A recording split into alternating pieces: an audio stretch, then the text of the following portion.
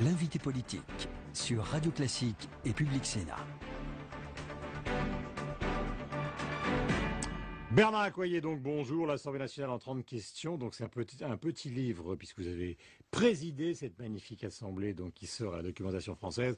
Le voici avec Gilles, on est très content de vous recevoir, parce que dans la cacophonie du moment, vous êtes pratiquement le seul sur cette histoire de cannabis, c'est-à-dire bon, maintenant calmons-nous, essayons de voir exactement de quoi il retourne. Je ne sais pas si vous allez nous confirmer ça ce matin en direct, mais sur cette affaire de dépénalisation, est-ce vrai ? Oui, je pense qu'il y a besoin d'informations, informer les parents, les enseignants, hélas, savent de quoi il s'agit. Aussi le médecin qui parle. Oui, bien sûr. Et puis les jeunes. Le cannabis est évidemment une substance dangereuse, avec des conséquences s'agissant notamment du comportement scolaire, du suivi des cours, du décrochage scolaire, puis après tout ce qui peut suivre dans certains cas, est une consommation éminemment dangereuse. Et dire que, puisqu'on n'arrive pas à lutter contre le trafic, puisqu'il y a une économie souterraine importante, le dire quelques jours après une affaire de blanchiment d'argent, dire, bon, écoutez, puisque c'est comme ça, on abandonne, on dépénalise, c'est stupéfiant, surtout de la part... Stupéfiant, c'est le bon mot. Oui, c'est tout à fait vrai. À tous les sens du terme. Est-ce que ça veut dire que Peillon a fait une gaffe gigantesque, une erreur politique pour employer un mot qui, dans la graduation, justement, des couacs est supérieur? Parce que vous avez l'expérience, vous, et après, c'est une faute particulièrement grave, bien sûr, de la part d'un ministre de l'Éducation, en charge de la jeunesse, qui doit délivrer des messages d'éducation, de prévention, et qui nous a expliqué que la morale républicaine devait redevenir une priorité. Vraiment là, c'est à ne plus rien comprendre. Je suis désemparé devant un tel comportement. Certains ont demandé la démission du ministre de l'Éducation nationale. Je crois qu'il faut surtout utiliser cette faute pour la positiver et, comme je le propose, que on explique à nouveau ce qu'est vraiment cette substance et ce qu'elle entraîne chez les jeunes et sur la société en général. Gilles Leclerc. Dans ce domaine, puisque le Premier ministre a recadré son ministre hier, est-ce que vous avez l'impression que Jean-Marc Ayrault, je dirais, a repris un peu les choses en train? Est-ce qu'il y a un problème d'autorité au sein de ce gouvernement ou pas, au fond? Et il y a surtout le fait qu'on ne comprend pas ce que fait ce gouvernement. Bien entendu, il y a la question sur laquelle nous sommes aujourd'hui, qui est la dépénalisation du cannabis. On avait entendu déjà plusieurs personnalités importantes, M. Rebsamen, M. Vaillant, Mme Duflot, ministre du gouvernement, dire il faut dépénaliser. M. Peillon, qui est censé être au cœur du pouvoir, en tout cas c'est l'illusion qu'il donne, lui fait cette sortie déroutante et malgré tout... quelques heures plus tard, le Premier ministre est obligé de remettre de l'ordre dans son équipe. Mais effectivement, il y a un manque d'autorité, un manque d'autorité et de cap. Mais on a la même situation. Vous avez bien connu Jean-Marc Ayrault quand il présidait le groupe socialiste à l'Assemblée. Quand vous présidiez l'Assemblée, est-ce que ça vous étonne au fond? Parce que si vous voulez, moi, c'était un vrai patron à l'Assemblée. J'observe que les deux têtes de l'exécutif n'ont jamais été dans un gouvernement, qu'elles ont pour le président de la République surtout une expérience de dirigeant d'un parti qui a toujours voulu trouver une synthèse entre ce qui est absolument incompatible, c'est-à-dire le collectivisme et puis l'acceptation de l'économie de marché. Et puis pour ce qui est du chef du gouvernement, bon, il connaît bien l'Assemblée parce qu'il a longtemps présidé un groupe qui d'ailleurs avait déjà été majoritaire, puis ensuite qui a été un groupe d'opposition véhément, mais il n'a aucune expérience donc ce de sont gouvernement. Des amateurs, comme le disent Écoutez, ce qui est très triste pour notre pays, c'est que nous entendons des signaux qui sont des signaux négatifs pour ce qui est essentiel pour notre pays, c'est-à-dire sa compétitivité, la place de la France dans le monde, c'est-à-dire notre avenir économique et social. La pensée économique, et justement, on va en parler avec Gilles, c'est la journée où démarre la discussion sur le budget, c'est l'acte politique majeur de l'année à l'Assemblée que vous connaissez bien, mais est-ce que vous considérez, je dis pas solennellement, mais avec beaucoup de sérieux ce matin, ce qui vous caractérise, que les deux personnalités qui dirigent la France, parce que vous venez de rappeler leur parcours, ne sont pas faites pour le job, comme le disait Alain Minc il y a des années de Ségolène Royal? Moi, je donne toujours une chance à toute personne en responsabilité. On peut se ressaisir. Mais ce qui a été fait depuis 6 mois a consisté à détruire des mesures qui étaient des mesures pour la compétitivité, pour le pouvoir d'achat, pour maîtriser la dépense publique, tout ça a été supprimé, balayé avec un préjugé, un a priori qui en réalité caractérise l'exécutif et sa majorité. On nous annonce, j'étais il y a un mois à un grand discours du président de la République à Évian, ils sont pas faits pour le job. en Haute-Savoie, où je suis élu. Il nous annonçait un choc de compétitivité. On voit bien que on est en train de revenir sur cette volonté politique, pourtant absolument indispensable devant une économie et qui est dans une crise terrible. Alors sont-ils faits ou ne sont-ils pas faits pour le job? Aujourd'hui, ils accumulent les erreurs grossières qui sont extrêmement coûteuses pour le pays, mais on peut toujours se ressaisir. Si demain nous avions un discours courageux, un discours avec des réformes qui aillent dans le bon sens pour le pays, pour l'emploi, pour le pouvoir d'achat, eh bien, en tout cas, en tant que député de l'opposition, je les soutiendrai. Oui. Mais c'est tout le contraire. Il y a une chose qui est importante concernant votre successeur, qui est Claude Barthelone, qui est au perchoir, et après on enchaînera avec Gilles.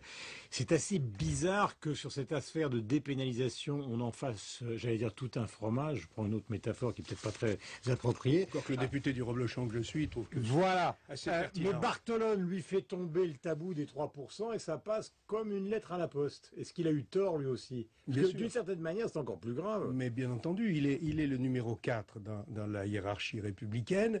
La France affirme vis-à-vis des marchés, vis-à-vis de nos partenaires européens, que nous allons tenir les 3% de déficit pour l'année 2013. Et le quatrième personnage de l'État dit non mais attendez, ça c'est pas grave, on verra bien. Bon, c'est évidemment irresponsable. Qu'ils disent ça va être très C'est difficile, grave, c'est on va- plus grave que payant. Dans la perspective du débat Mais européen. je dirais que dans leurs responsabilités respectives, c'est aussi grave. Lorsque vous êtes en charge de la jeunesse et de l'éducation, incité à la consommation de cannabis, parce que c'est de ça dont il s'agit finalement. Ouais, ça on en a déjà parlé. Oui, d'accord. Et pour le président de l'Assemblée, qui va présider les travaux de la session budgétaire, dire écoutez, il y a un objectif solennel, c'est l'engagement de la France, et puis dire écoutez, si on l'a pas, c'est pas grave, ou c'est irréaliste, ou c'est pas sérieux. Tout ça, c'est de l'amateurisme. Alors, dans cet état Gilles d'esprit-là, ça veut dire que vous allez être, à partir de cet après-midi, vous, les députés de l'UMP, en tout cas, dans une opposition systématique, ou est-ce que vous allez faire des contre-propositions? Est-ce que tout est à rejeter, ou est-ce qu'il n'y a pas quand même des mesures que vous pourriez dire pour la France, compte tenu du contexte économique, il y a quand même des choses qu'il faut Mais ce serait irresponsable d'être seulement dans une posture d'opposition. J'observe d'ailleurs, c'est ce qu'a fait la gauche sous Sarkozy. Sous la présidence de Nicolas Sarkozy, toutes les mesures étaient négatives. Aucune n'a été votée. Aucune n'a été acceptée, même celles sur lesquelles ils ne reviennent pas aujourd'hui qu'ils ont la majorité.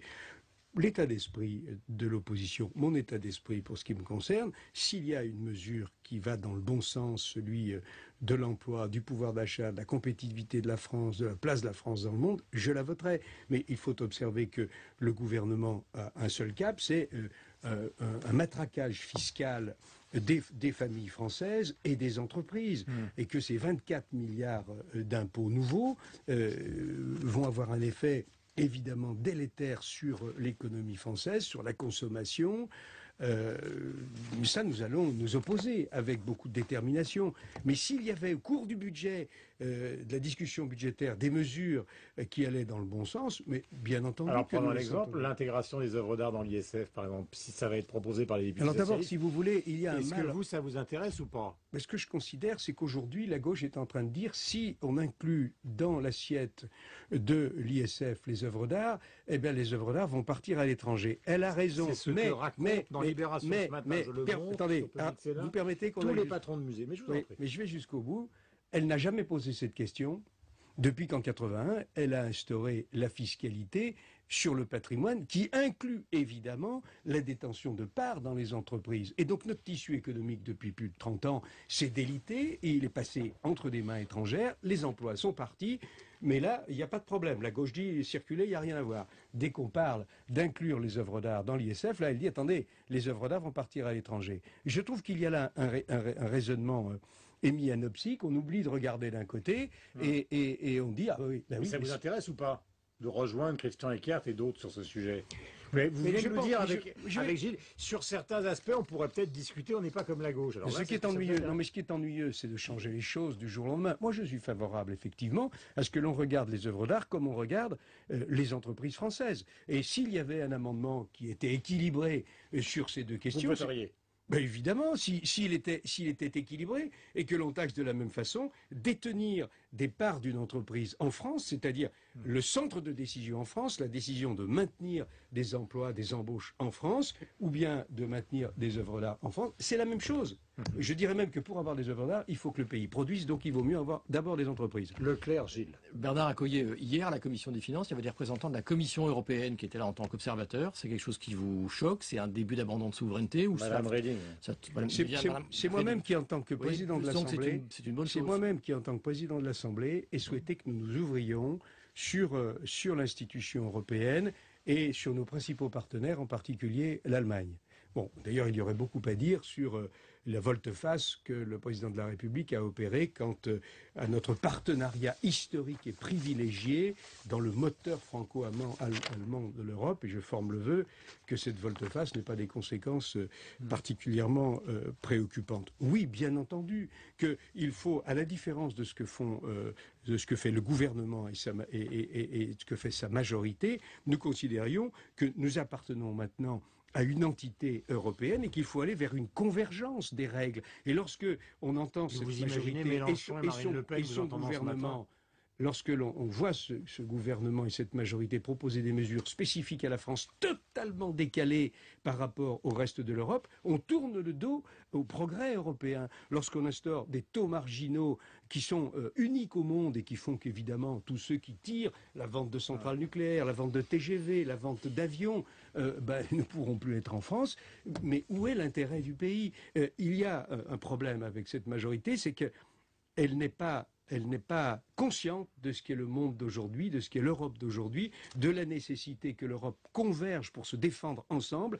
Elle finalement rejoint cette démarche que l'on peut condamner à long terme ou sur le long terme, qui est que l'Europe a fait plus une Europe de consommateurs que de producteurs. Eh bien, le paroxysme de cette erreur est atteint par cette majorité qui néglige complètement la production. Bernard Accoyer, vous réclamez un choc de compétitivité, c'est en gros 50 milliards. Qui doit supporter ce choc? C'est les ménages?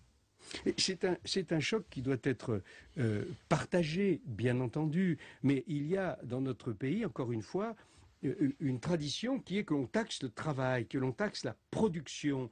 L'appareil de production finance à 80% la protection sociale. Or, on nous explique qu'il faut protéger les emplois. Ben, les emplois, c'est la production. Donc, bien entendu qu'il faut changer d'assiette, qu'il faut aller sur la consommation. Certains l'appellent la TVA. Donc, les ménages. C'est un mauvais terme, mais sur la consommation. Mais c'est tous les Français qui, s'ils veulent avoir un avenir commun, doivent faire un effort. Et pas uniquement, comme ce gouvernement le souhaite, une partie d'entre eux, et en particulier les entreprises qui vont être surtaxées de 10 milliards d'euros, alors qu'elles n'ont jamais eu un taux de marge aussi faible, une incapacité ou une limitation de leur capacité d'investissement aussi faible. C'est tout à fait désolant. Ce matin, on va recevoir tout à l'heure Camille Pascal qui parle de la scène, qui écrit chez Plon un livre qui a beaucoup de succès, qui s'appelle Scène de la vie quotidienne à l'Élysée. Avec Gilles, on aimerait bien savoir ce que vous pensez de la bataille Copé-Fillon, parce que semble-t-il, alors c'est ce qui ressort un peu dans les indiscrets, hein, Gilles, mais l'ancien président de la République dit que Fillon est nul. Enfin, il semble accréditer l'idée de plus en plus, et il va à la décoration de Jérôme Lavrieux ce matin, qui est un proche de Copé, l'idée qu'il est pour Copé et contre Fillon. Non, vous aviez organisé un débat d'ailleurs en Haute-Savoie sur cette compétition interne à l'UMP. Vous en êtes où dans votre réflexion aujourd'hui? À titre personnel, je déplore qu'il n'y ait que 2 candidats, parce qu'un duel, c'est toujours un facteur de division. Non, le président de la République, à de nombreuses reprises, a fait savoir qu'il ne se mêlait pas et qu'il ne se mêlerait pas de cette élection interne. Officiellement. C'est une personnalité, il a bien le droit d'avoir ses réflexions personnelles. Mais il ne s'occupe pas de cette élection interne, et il a fait savoir hier que ses initiatives personnelles n'avaient rien à voir avec la campagne interne. Pour ce qui me concerne, elle est importante. Je suis la campagne, j'observe les orientations des uns et des autres. Ma conviction est que la France a besoin de réformes qui sont d'une ampleur comparable à celle de 1958, et je ferai mon choix. Je dirai pour qui je voterai. certainement après le débat, et en tout état de cause avant que les militants de l'UMP ne s'expriment eux-mêmes. Vous signez, Bernard Accoyer, donc un livre ô combien utile pour ceux qui veulent s'intéresser à l'Assemblée nationale, donc en 30 questions publiées à la documentation française. Avec Gilles, nous le remonterons donc sur l'antenne de Public Sénat. Merci Gilles et merci à vous. Passez la meilleure journée possible. Monsieur le Président.